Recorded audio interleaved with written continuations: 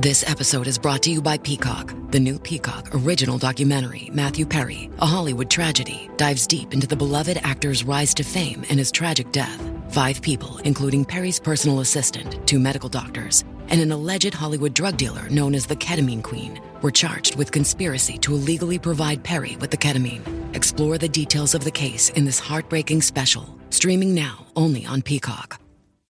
Every cup of Nespresso coffee is an invitation to transform your morning routine into a ritual you can treasure each and every day. Using the Virtuo Pup, a simple touch of the button freshly brews bold aromas and a rich, velvety crema layer for delicious cafe-quality coffee at home. Whether you enjoy your coffee hot or over ice, every sip, every morning is unforgettable. Nothing tastes like Nespresso coffee. Visit Nespresso.com or our app to explore our full range of easy-to-use machines and coffees not found anywhere else.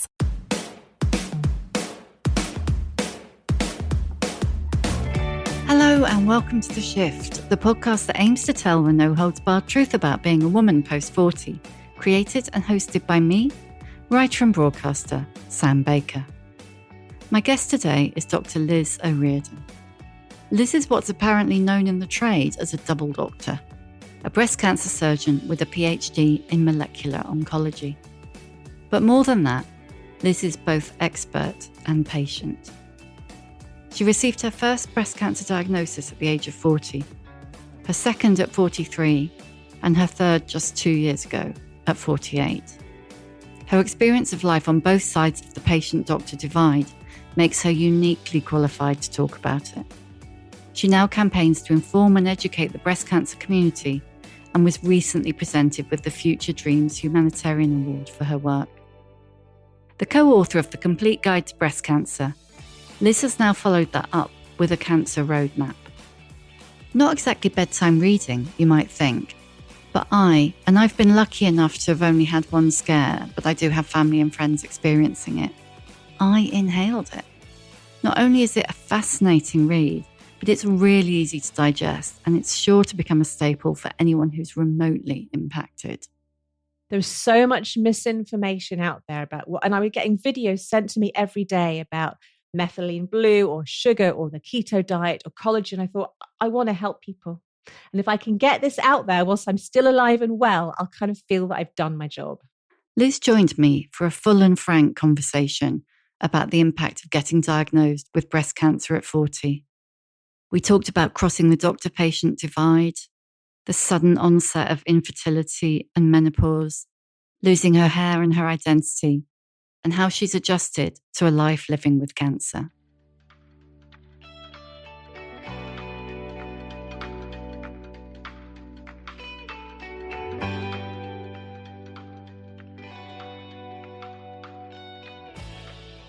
Well, welcome to The Shift, Liz. It's lovely to see you. And I feel like I've known you for years, but that's because of Twitter, isn't it? Back in the days when you could actually have a conversation on Twitter. I know, when it was a decent place to be. I think I must have started. My husband got me on Twitter. He used to follow Big Ben to get the bongs to break up all his news and political tweets. And I started tweeting mainly about triathlons and baking. And it was only when I got breast cancer that I thought, I can't not talk about this on Twitter. I'm going to tell the world. And since then, my following grew. My husband was jealous. So he's now the husband with a more famous wife on Twitter. I don't think he ever forgave me for that. Tough. I know. Yeah, no, I distinctly remember that, actually. You know, the kind of, because you were a breast cancer surgeon and you had breast cancer, and that being, you know, having one foot on each side of the fence thing was just fascinating. So can you tell me a bit about getting breast cancer the first time? And I've said this a lot, I never checked my breasts. Like most women. Breast cancer surgeon who never checks her breasts. I never thought I was going to get breast cancer because it's my job. But I think a lot of us think we're invincible and it's never going to happen to us. We don't check ourselves. Maybe when a celebrity gets it, you'll have a quick growth. But I didn't do it.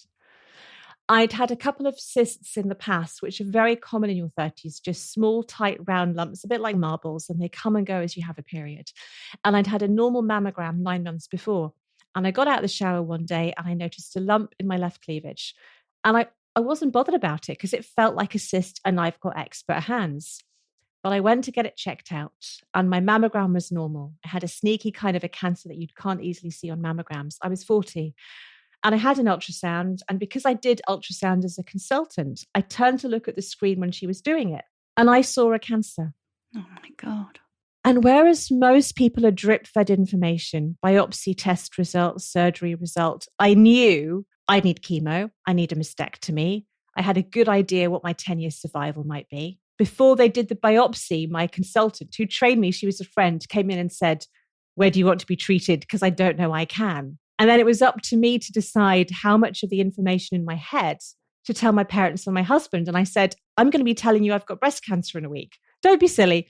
And it was quite frightening in a way because I thought I was an expert, but I was about to have every treatment I gave my patients. And I realized I knew so little about what it was like to be in their shoes because I told them what would happen.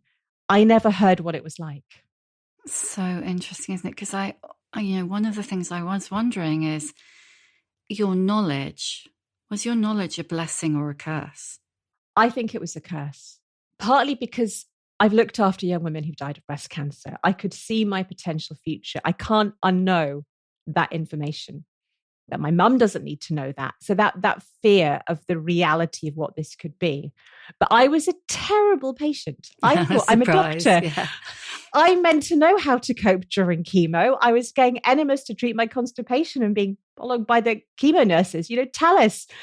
I meant to know I should handle this. I don't want to ask for help because I'm a doctor. And I wanted to tell my surgeon where to put the scar and what stitches to use. And it was really hard to give up control. And I think deep down, I was fighting the diagnosis. I was in denial. I didn't want to admit it was actually happening to me.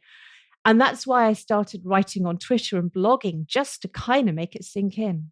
Did you feel like you should somehow be able to, I don't know, rise above it almost, that you should be able to kind of cope and steer it because of your knowledge?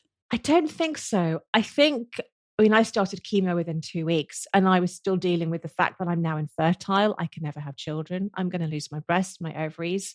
I might not be able to operate again if my fingertips were numb. You were just in this roller coaster of get through the next cycle and get through the next cycle. And when that was done, I suddenly thought, I don't know whether I can go back to work. Can I operate again having had this disease? And what am I going to lose? And I think nothing about my training had helped me prepare for this. And I realized as time went on how hard it is to live when your doctor says goodbye. I told women they'd get instant menopause, but I never told them how to treat it. I didn't know how to treat myself. The loss of libido, the body image, everything that goes, the grief, I had no idea. And I suddenly felt guilty that I'd done all my previous patients a disservice because I wasn't talking about it. Do you know, it's so interesting you say that because the number of women that I have spoken to in life and on the podcast who have had cancer and have said exactly that, have said, if you're lucky, they say you're going to be literally hurled headfirst into menopause, if you're lucky. And you either don't ask, or if you do ask, you slightly get treated like, I've just saved your bloody life and you're worried about hot flush. Not literally, but that kind of, they feel bad about worrying about a quality of life thing when they've now got a life. I get it. As a surgeon, I had no training in how to treat the menopausal symptoms when you can't give HRT for hormone-driven cancer. I would tell women, I can't believe I'm saying this. You might get a couple of hot flushes and a bit of a vaginal dryness, but it should settle down in 6 months. Oh my God, and you that's said what I thought. That came out of your mouth repeatedly. Because that's what I thought. I'd never had any training. I'd never read the leaflets on breast cancer now. That's what I kind of picked up. And then I'm in it, having hot flushes in the chemo suite, describing them like a negative orgasm. You can feel it rising, but you don't want it. And it was Richard Simcock, who's an incredible oncologist who works with Macmillan, who said, Liz, did you know there are a whole load of other drugs you can have to treat the symptoms? I had no idea. Why did I not know this? People telling me the lifestyle measures, that exercise and avoiding certain dietary triggers can help, and that vaginal estrogen can help, and how to have penetrative sex again. And suddenly it was other patients telling me how to cope. And there is so much help available. But I think I assumed the GPs know how to deal with this because I'm the surgeon. I don't deal with the survivorship issues, but I never checked. No, but the GPs don't. No, it's hard enough treating a woman with normal menopausal symptoms and HRT, let alone someone who can't have it. Well, that's But the I think problem, times are changing. isn't it? I mean, I do think, Yeah. I agree, times are changing, but it was hard enough to get treatment for normal menopausal symptoms. And I feel like we could probably do an entire episode just on this one tiny little thing, because you were saying so many things then about all the drugs you can get and everything. I was thinking, oh, stop, because I'm sure people listening will be going, yes, but what drugs? So what drugs? If they are, the British Menopause Society has a list of alternative HRT preparations on their website. And my first book, The Complete Guide to Breast Cancer, tells you what they are and how to cope and where to get help. And are they all alternative? So they are drugs used for other things. So the antidepressant venlafaxine also helps with hot flushes. And there's a drug we use for water infections that also helps with hot flushes. You're not being given them because your doctor thinks you have pain or epilepsy. It's because they have dual actions and they're safe to take and they do help. Not as good as HRT, but they do help a bit. So how have you coped with your symptoms since the first cancer? The menopause was hard because it's instant. You're 40 and you suddenly wake up this raging, irritable, screaming woman who can never, dripping. I thought I'd wet myself in bed, Sam, because there was water trickling down my inner bum crease. I thought, oh my God, this is a night sweat. And now my mattress is stained and it's disgusting. You learn to cope, stripping off the layers, the fans everywhere. And eventually I just kind of got used to, this is what my life is like. The various treatments I've had have been more difficult. I had to stop operating when I had my first recurrence because my left arm didn't work properly. Chronic pain. The drugs I'm on now make me tired and I have an ulcerated tongue. It's the collateral damage of cancer that people don't see and we don't talk about. And there's no real research into helping us cope with the side effects. You're just meant to put up and shut up, really. And I think for me, connecting with other breast cancer patients on social media and WhatsApp groups has been incredible because you realize you're not alone and you share the tips and tricks that have helped them, hoping they'll give you some relief. But it is hard. Sorry, I kind of knew all of that. And yet hearing you say it like that, it all rolling out, it's a long astonishing, list. Isn't it? And I have heard before that people saying it's almost the point at which you're better isn't the right word, but you're not there are a lot of people who are worse than you. Yeah. That's the point when it gets really hard. My mum had her arm amputated and had phantom pain in her 70s. I can't compete with that. That's far, far worse. But then actually it's your life and it is okay if you want to whinge and moan about it because you are dealing with it. I think it's very hard to compare yourself to someone else and feel I shouldn't be complaining because it's your life and your experience. The hardest bit for me, though, was the intimacy. Having no female sex hormones, so you have no libido, you don't get wet. And how do you explain to your partner that you still fancy them? You just don't get turned on anymore. The hot priest. Oh, yes. Yes. Nothing. Oh, my God. Nothing. Andrew Scott, nothing. It's that kind of, and that's really, really hard to explain to someone. Yeah, so it's that your body doesn't work because you don't have any sex hormones. It's not because you don't fancy them. It's broken. So what do you take now? What do you use because it's been it's 10 years. Yeah. And you haven't just been getting by, have you? No. Just please. So are we talking about the menopause and intimacy and things like that? Is that what you mean? Yes. Yeah, we'll come back to the other cancer in a minute. That's fine. So for the menopause, I take antidepressants anyway, but I'm on venlafaxine and that actually works as well for the hot flushes. I was on a drug called clonidine that can help a little bit as well. That's a heart drug, but I stopped it because I didn't like the side effects on it.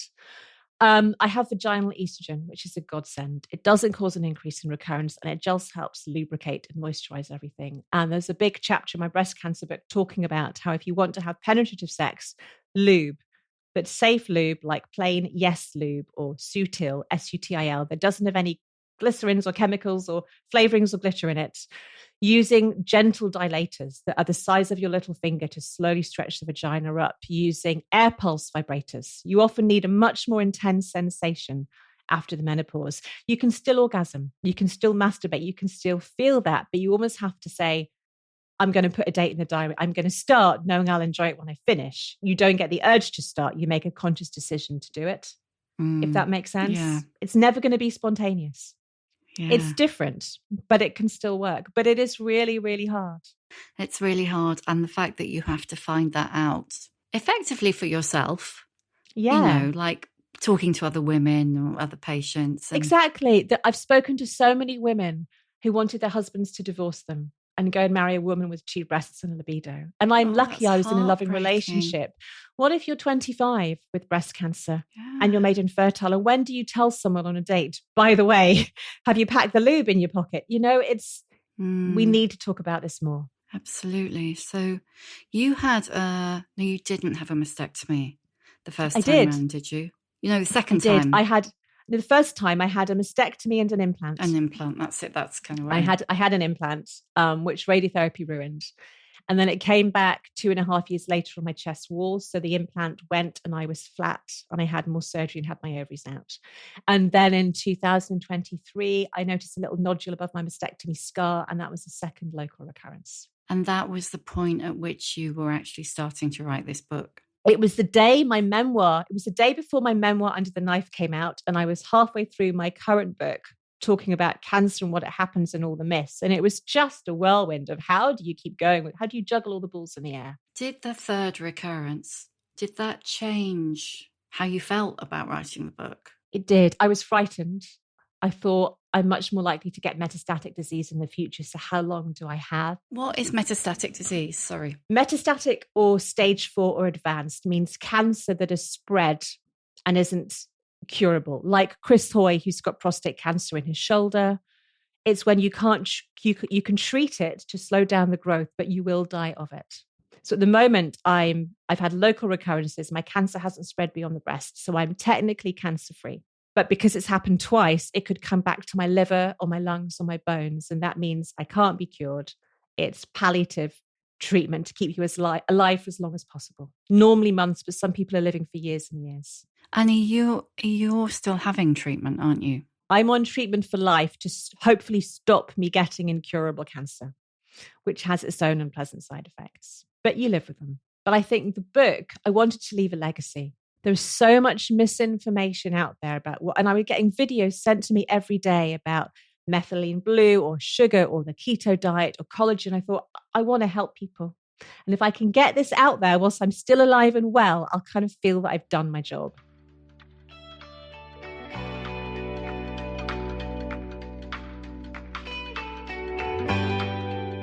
This episode of The Shift is sponsored by Shopify.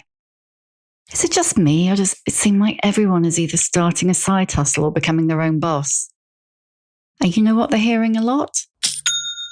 It's the sound of another sale on Shopify, the all-in-one commerce platform to start, run, and grow your own business.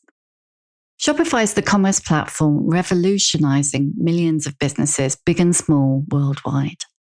Whether you're selling jeans or juice, books or blusher, Shopify simplifies selling online and in person.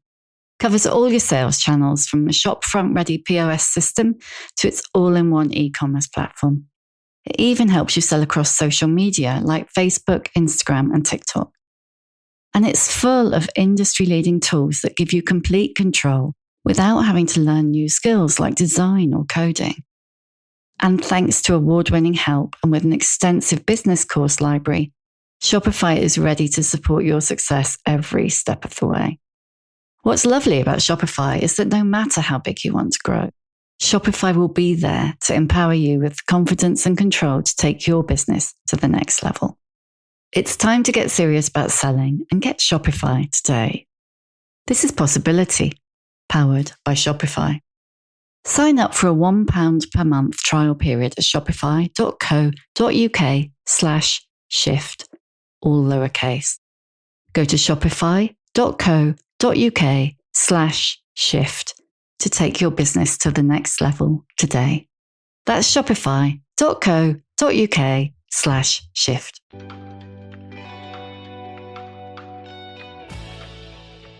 So what was your experience, first of all, as a doctor treating breast cancer patients who were coming to you and saying, oh, well, you're saying I need chemotherapy, but I might try this diet. Did you have that? I did. I had a couple. I worked as a surgeon 2013, 14, 15. And I remember a woman who said, I don't want radiotherapy. I want to go on a juicing retreat in France. And I was really angry with her because I knew radiotherapy would give her the best chance of a cure after surgery. And she was saying no. And I didn't understand it. And I had patients who wanted to try mistletoe therapy in Germany instead of chemotherapy. What is that? So it's using mistletoe extract from the plant. It's literal mistletoe therapy. Literally. They wrongly believe that it can cure cancer. There's no evidence, but there are clinics in Germany and Europe where you can pay a lot of money to have these infusions. Their theory is that most drugs are based off plants, so let's give mistletoe. I had another woman who was so scared of having surgery that she wanted to resort to prayer. And her church was telling her just to pray and that would make her cancer go away. And at the time, I didn't get it. But when you get cancer, you're frightened and you're vulnerable and you would do anything for certainty and hope and a cure. And it's easy to think, God, if this clinic in Mexico says it can cure me, giving me bicarbonate of soda and this, I'll spend 50 grand to go because I don't want to die. You're so scared of dying. What you don't realize is that if this stuff worked, you'd get it for free on the NHS. But would you though? You would.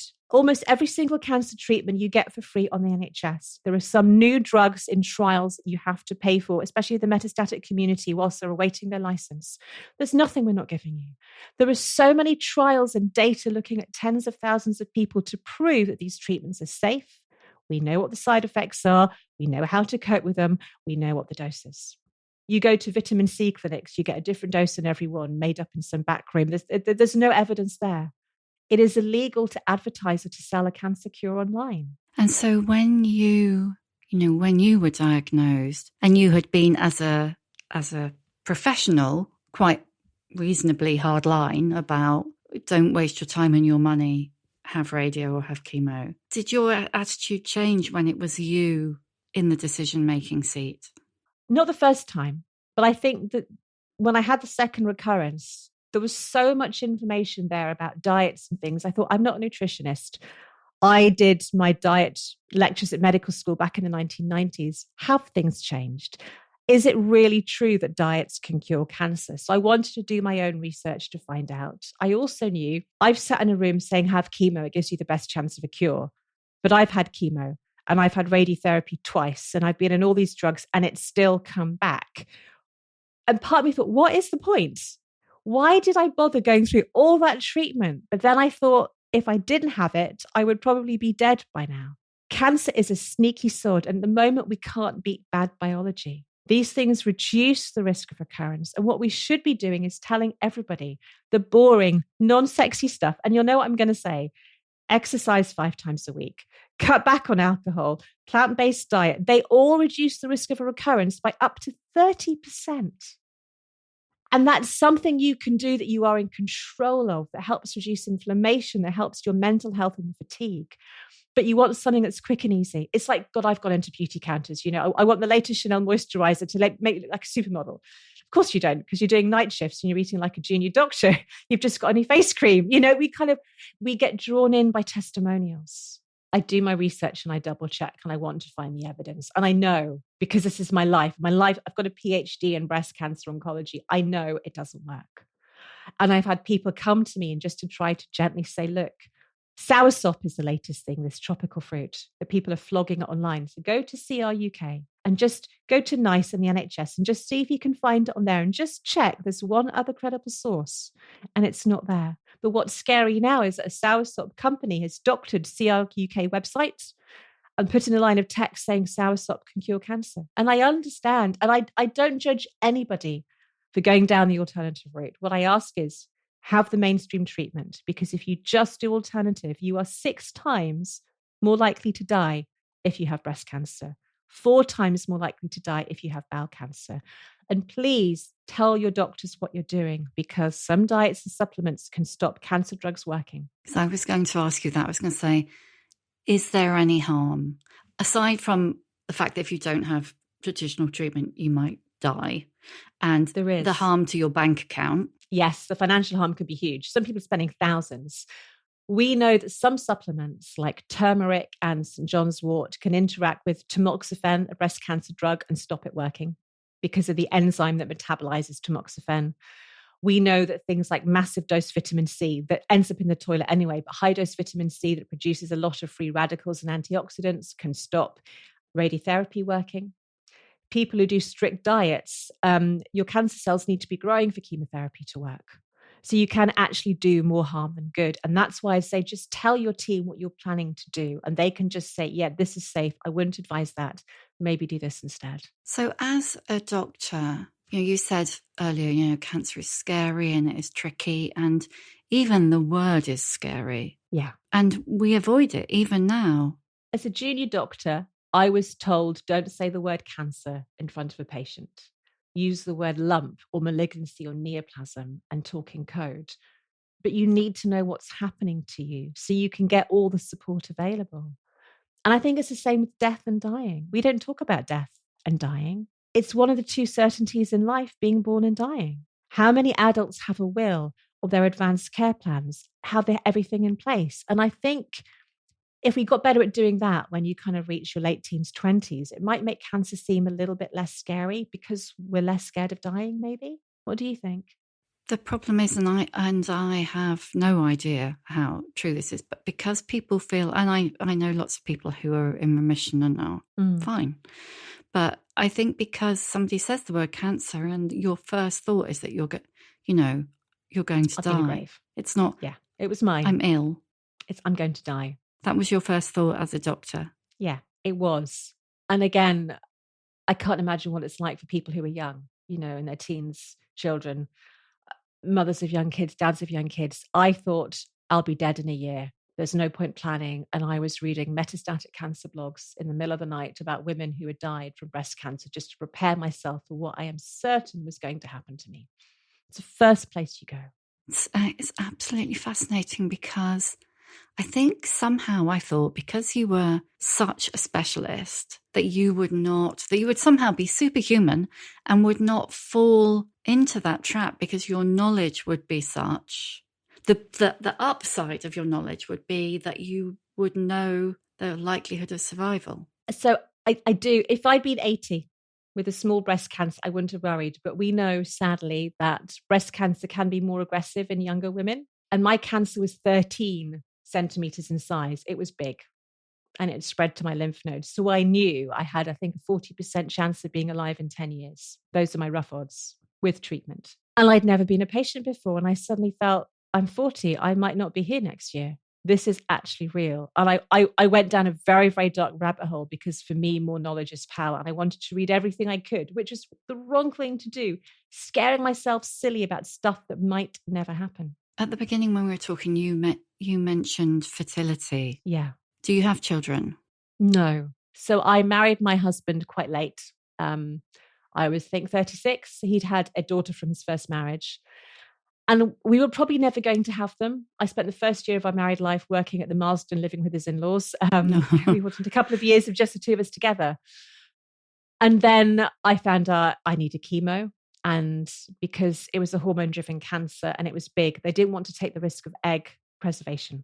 They said, we just need to start with chemo because it could trigger your cancer to grow. And suddenly, in like a 30-second discussion about the side effects, hair loss, constipation, mouth ulcers, infertility, it's like, oh, we're never going to have children. And I knew at that moment that I desperately wanted to be a mother. And it was one more thing to deal with, to grieve about, that is just suddenly it's out of your control. And I wasn't prepared to make that decision or deal with it at the time. Well, you had other stuff going on. Yeah. But it's, you lose everything. I think for me, I used to flirt with my hair and I put my Wonder Bra on with my cleavage, and you lose everything that you kind of feel is feminine. And when you're looking in the mirror and you've got a bald head and no eyelashes and you've got no breast and you can't flirt and you're having a hot flush and you just think, I don't feel like a woman. I don't feel attractive. How am I ever going to feel sexy and feminine and like Liz again? And then you kind of realize that it's what's inside that makes you all of that.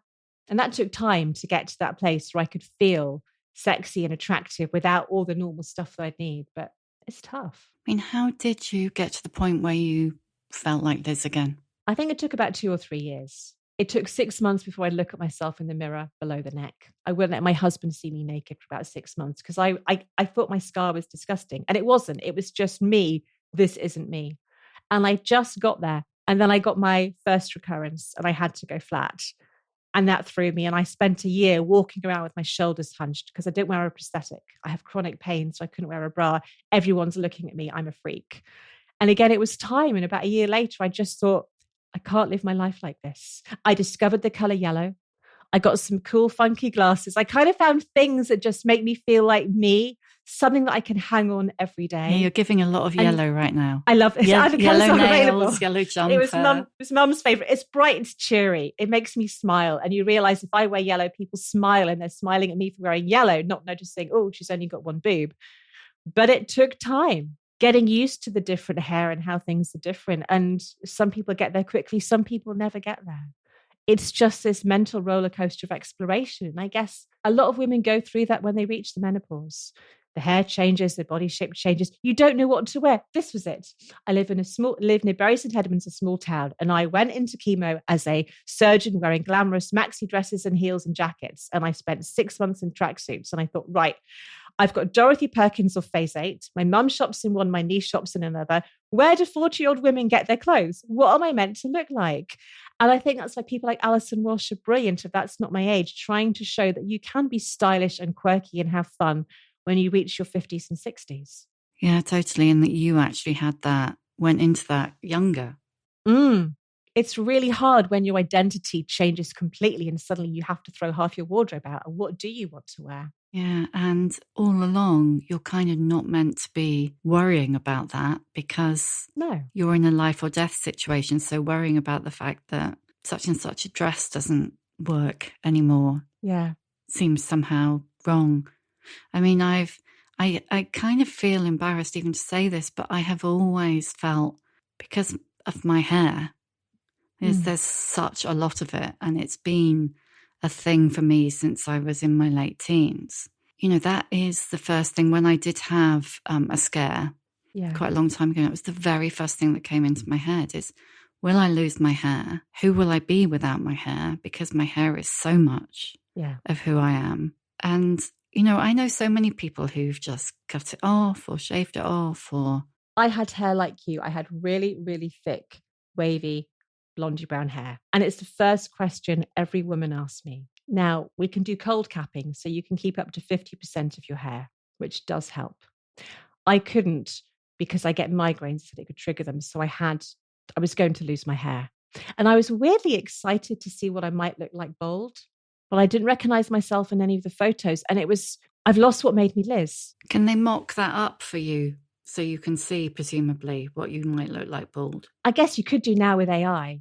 But I just went into my hairdresser, shaved my hair for free, and suddenly, oh my goodness. And then how do you style a headscarf? Or I just went bald. I thought, I can't be asked with this.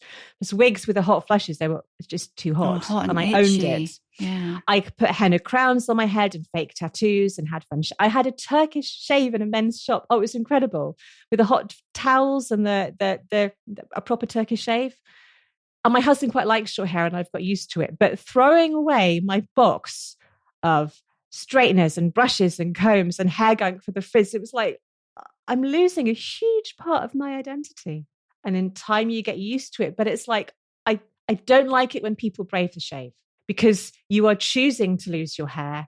I had no choice. I think if you're going to do it, then shave your head and your eyelashes and your eyebrows and stay like that for 5 months to really know what it's like. Yeah, because that's the thing I think that you don't think about is the eyebrows and the eyelashes, and that it's not being able to put mascara on killed me. And when you wear glasses, you need that mascara to kind of make your eyes look like they're there. And I found that really hard. At least the glasses give you, I really like the fact that I have to wear glasses now because I feel like they give a focal point. Yeah, they're great. They do.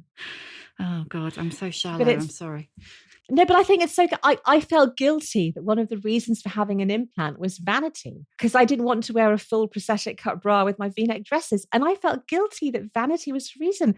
But I'm a surgeon and vanity is one of the reasons we offer breast reconstruction. It's crazy where your mind goes. It's not rational. I mean, I've read the book, so I kind of know the answer to this. But, and there's a whole section in the book, and I will say in the intro, but I'll say again now, I was astonished how fascinating the book was and how easy it is to read. I mean, I truly inhaled it and, was thinking of all the people I know who would be interested in it. And there's a really interesting section about, I suppose, self-blame. Yeah. It was so interesting to me that your reaction, and I keep saying as a doctor, but I think it is because you're a breast cancer surgeon, I expect you not to be as daft as the rest of us. Oh, you'd be wrong. Yeah. Good. That you did blame yourself and go back through what you might have done to have made this happen. I think it's natural. When cancer doesn't run in your family, you think, why me? Is it something I've done? And I lived a very, very unhealthy life as a junior doctor, working 100-hour weeks, doing the night shifts, drinking like a fish. I wasn't drinking, I was on call, sleeping, diet just full of beige food. And it's very easy to think, did that cause my breast cancer? Was it me putting baby oil on my legs in the sixth form? Did that cause my breast cancer? And no one can tell you what caused it. It's like only 20% of smokers get lung cancer. We know there are lots of changes that have to happen in your cells to make a cancerous cell. And whilst eating terribly and not exercising and drinking a lot may have caused some of those, it didn't cause all of them. And you can spend your life racked with guilt. And I think if you spend your life thinking it's my fault, you're always going to stay in a downward spiral and you're never going to find that way out of this. And although cancer has ruined my life, it has brought me so much joy. It's not a gift. I'm not lucky to have it, but I'm suddenly appreciative of all the things I now have and how important life is and all the connections and the new career it's given me. And you have to somehow free yourself. It's not your fault. It's not because you were depressed. It's not because your mitochondria were broken. It just happens. I mean, you said just then the new career it's given you, but it actually took your career as well, didn't it? Yeah. And that killed me. I remember, God, like it was yesterday, I'd had a biopsy and I knew I was getting the results and I was doing an operating list. And I normally never shout, but I had a new doctor I was working with and I was really tetchy and I raised my voice and I never do. I'm a really calm, happy surgeon, but I was just so on edge. We finished it and I went out and I got my results the next day and I never went back to work. Was that the first time or the second time? Second time. The first time I had cancer, I had the biopsy and I had time off and I was off for about a year and then I went back to work, which was hard. Having been a patient, I wanted to talk to them and say, yes, it's terrible and I can help, but I've got to be the bad person. I'm the one breaking news. And that was really, really, really hard. I don't know how I got through it. So you couldn't change the way you behaved with the patients? No, I think it's like when someone says, I've got cancer. Oh, my mum had cancer, but she died. You don't want to hear about anyone else's journey until you've gone through your own. And this is all about them. There cannot be two people in the room. It's my job to shepherd them through. I could ask my breast care nurses to talk about this and that and sex, but I had to stick to my job. And it killed me. I'd see them break down in tears thinking, oh my goodness, that's what I was doing. And I didn't want to operate because I had pain, but I can't cause them pain. I had to learn to put this mask on and say, right, today I'm just Dr. Liz. And because my first book hadn't come out and I tweeted under my maiden name, not my married name, people didn't really know who I was or what I'd had. But I'd been back at work for about 6 months when I had the first recurrence. And I just never went back because the side effects of treatment meant my arm didn't work properly. So I physically couldn't operate. And there was no leaving party. There was no goodbye. It was just, I've gone. And I thought, I'm 43. I've spent 20 years of my life training to be a breast surgeon, and that's gone. I've lost my income, my social status, my financial independence. What am I going to do with myself? And it was what you'd always wanted as well, hasn't it? Because you wanted to do it since you were tiny. My dad was a doctor. My mum was a nurse. I loved surgery. It was all I wanted to do. It was my dream job. I loved women flashing me in the supermarket saying, hey, look at my scar. It was just, I loved transforming women's lives. And it was just beautiful. No body fluids, no on call. It's a great career. I loved it. And suddenly it's gone. It's another thing to grieve. And what do you do when you don't? And how do you make friends when you're at home all day in your 40s, but you don't have children and you don't work? You live in a little village. It was isolating and lonely, and it took a long time. And I think it's writing that saved me. Blogging and just starting to write about what had happened just was like a bit of therapy to give me a way out. And that slowly started opening other ways into how I could carry on helping people.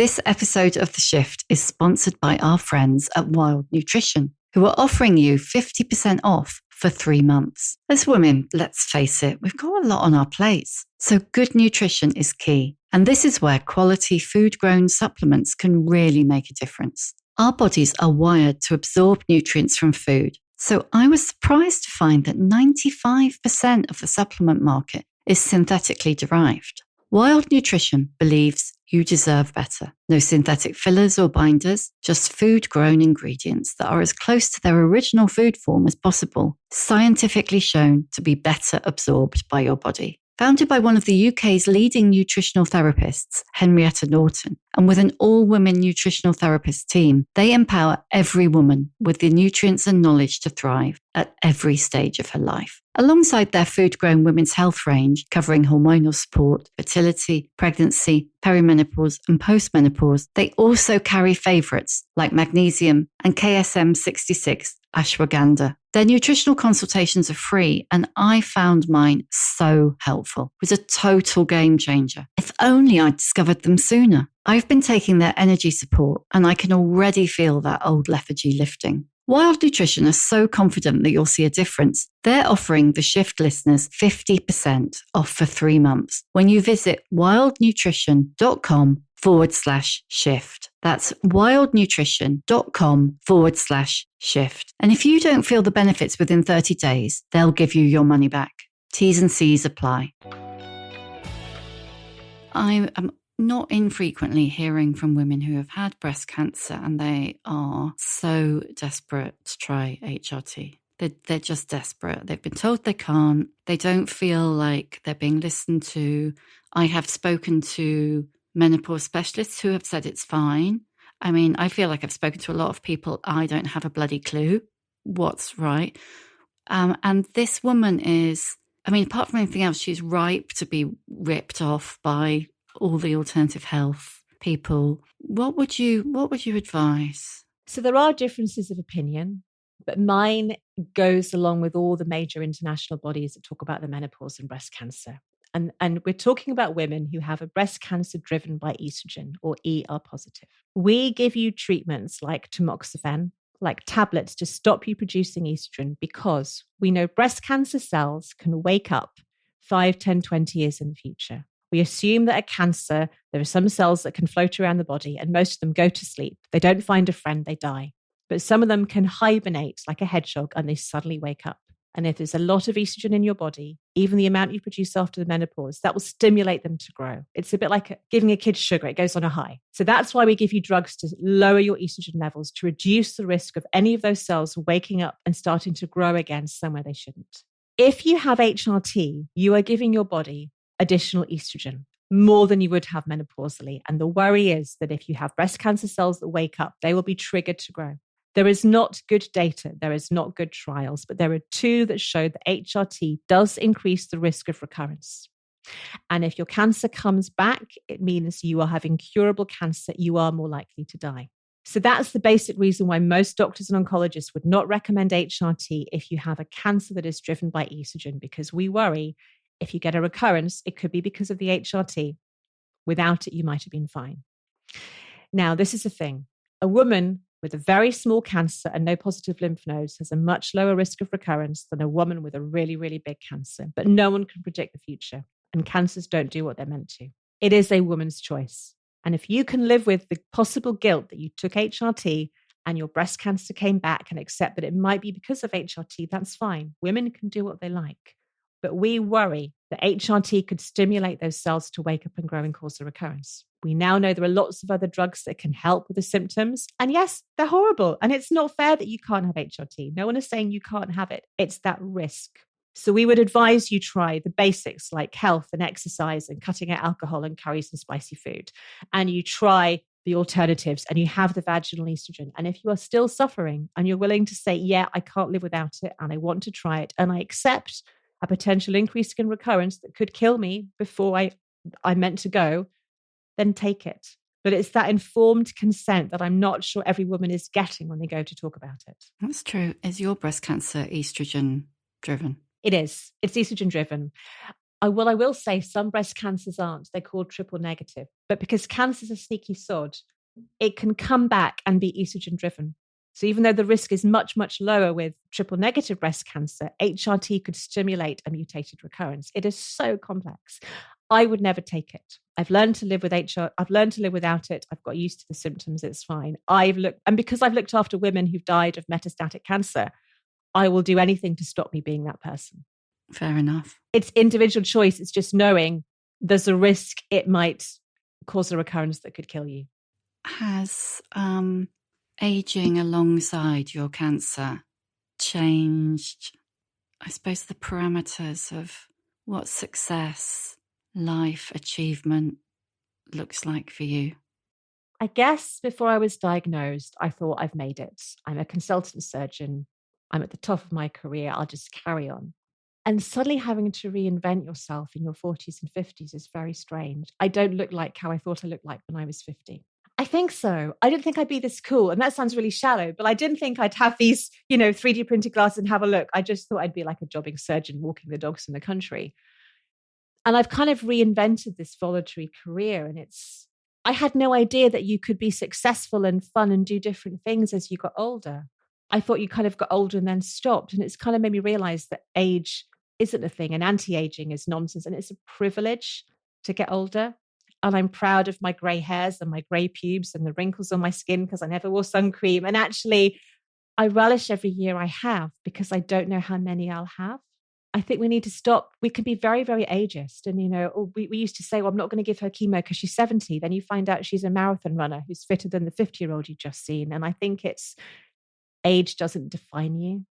Yeah, that's, a way decisions were being made in the medical profession. But, we make those decisions in small ways every day, don't we? What we see on social media. Yeah. And I think, Demi Moore up for the Oscar looks incredible, but she doesn't look like a normal woman of her age. She doesn't look if 60, you know what I no. mean. No. She doesn't look 60. We don't see women with wrinkles, like, oh God, I love Pamela Anderson. I'm going with that makeup. This is me. This is what I look like. We don't see normal women being celebrated for looking wrinkly, saggy hair. It's like the filters and the screens. And I think we need to get over that and just say, this is what normal women look like.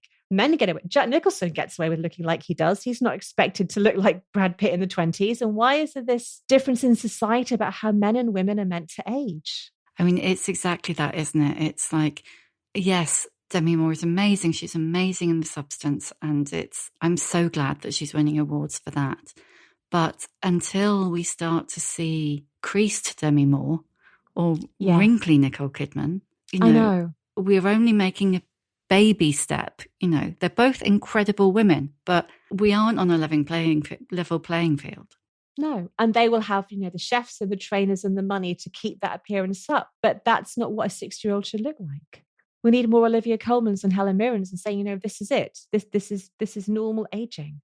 Stop holding us up to these ridiculous ideals. Like Emma Thompson in her film where she had sex and like, this is me, this is my body. Yeah, it's brilliant. I just think, but having an illness just really make you aware of your body. And you can hate it and love it and want to beat it up and want to abuse it and want to look after it. You kind of feel like it betrayed you. And then you love it for everything it's helped you get through. And then you want to beat it up again. Did it change did it change your body image? But of course it did. But, I'm thinking the way we judge our bodies and beat them up and for nothing, way we look in the mirror and beat ourselves up. Did it change that? I think it did. I think in some ways I scrutinized the bits of me that weren't my breast even more because they were all I was looking at. And I thought if my breast isn't there, then the rest of me has to be perfect. And I went through a phase in 2017 of really hitting the gym. I mean, weight training is important, but I was going down, I wanted to do a bikini bodybuilding competition just to prove I can stand on a stage in a G-string covered in fake tan looking ripped, but it's exhausting training on no calories. I thought this is unrealistic. I got towards a photo shoot. I got really ripped and shredded. I had a photo shoot, but I couldn't survive on 800 calories a day training in the gym. And it wasn't healthy. I was getting in quite a dark mental place where you're obsessed with how you look and watching everything. It's not good. But it was that kind of, I'm still fighting. I don't want to get older. I don't want to put on weight. I want to try and stay young. Almost, I want my body to be like how I was before I got cancer because that's the identity I'm clinging on to. There's still this bit of denial. I don't want to get old because getting old means I'm closer to dying and I want to be the person I was. And then you kind of accept this is you. And you don't have Nicole Kidman's legs because you've done no exercise for most of your life and spent your time sitting down or standing up. And it's that kind of... And you're not 6 foot.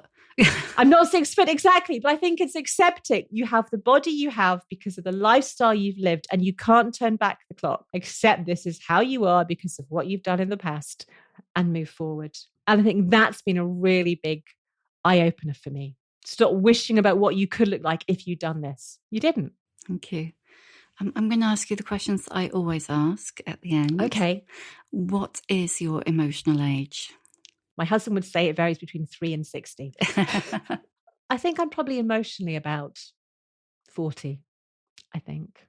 Why is that? I think I'm hanging on to be younger than I am because I don't think I look 50 in the mirror.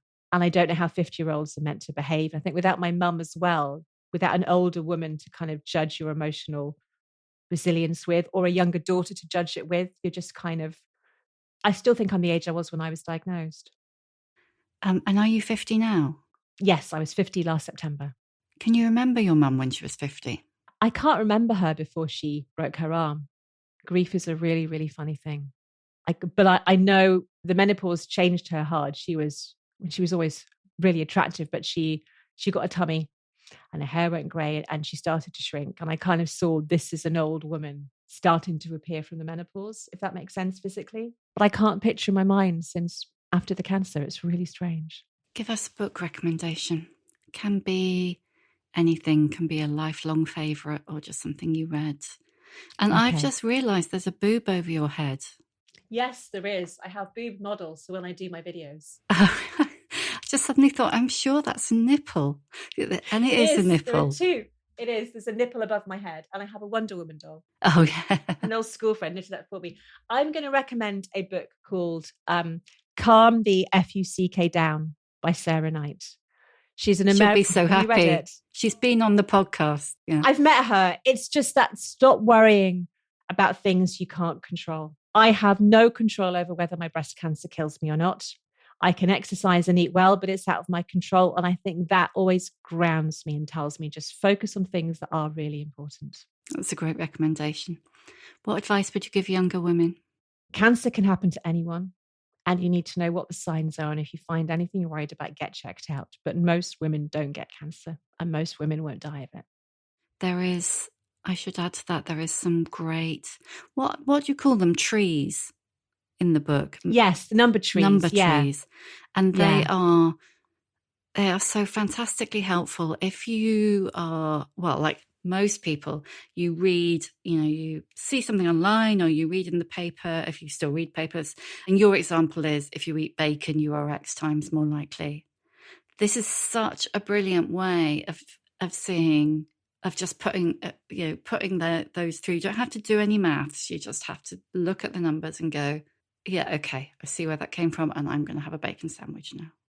Exactly. I think the impact of alcohol and processed meat on your individual cancer risk is very, very small. But if 1 million women stop smoking, then we'd prevent 4 in 10 cancers. So it's like if we all do our own little bit for the greater good.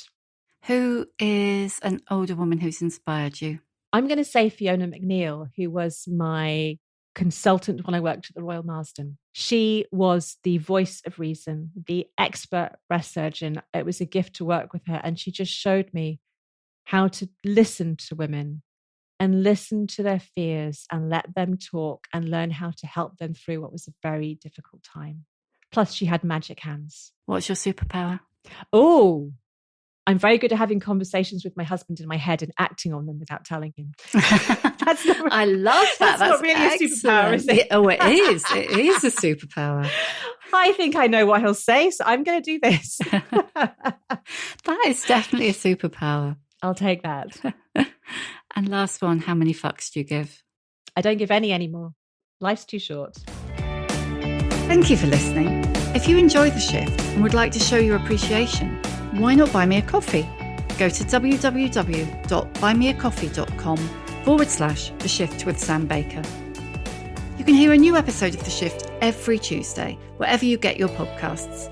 And if you like what you hear, please do rate, review, follow, tell your friends, because it really does help other people find us. And if you'd like to know more about my own experience of shifting, my book, The Shift, How I Lost and Found Myself After 40, and you can too, is out now in paperback.